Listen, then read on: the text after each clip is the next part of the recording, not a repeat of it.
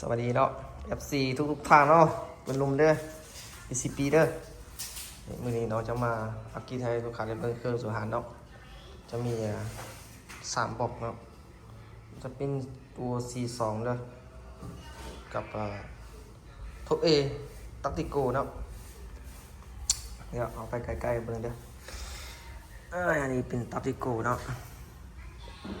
ถังคาร์บอนบาร์บกตู้เด้อลำ50เก็บเสียงแยมใต้กล้องเบสเดย์นี่ประกอบให้ลูกค้าเนาะถ่ายปรับได้นะ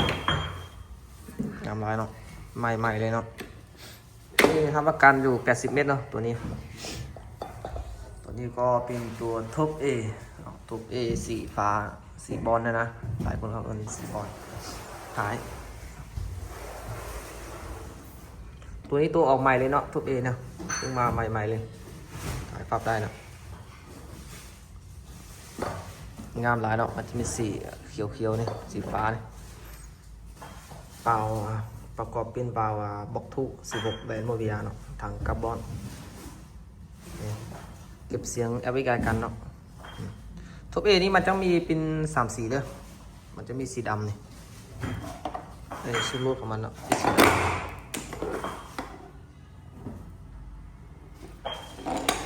มีสีฟ้าสีดำเนาะ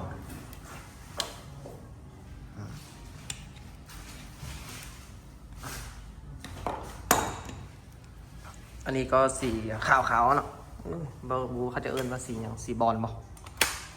สีขาวๆเนี่ยงามดีเลย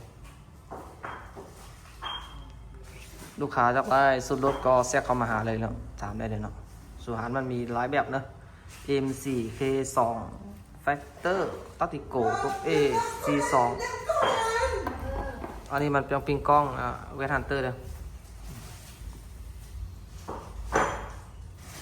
ความซูมไกลมันจังอยู่ที่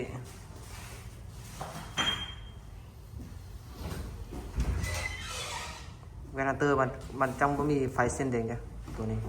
มันไม่มีไฟเส้นแดง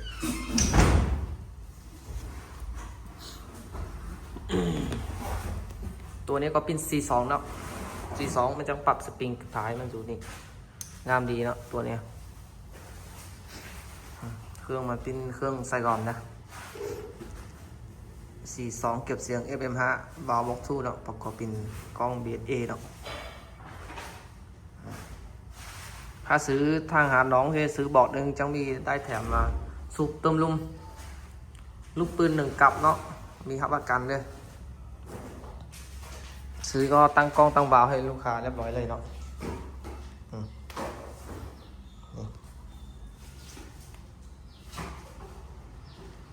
ลูกปืนก็มีนะลูกค้าสนใจก็แทรกเข้ามาลูกงามหลายเนาะสนใจแบบไหนก็แทรกเข้ามาเด้อขอบใจหลายๆเด้อ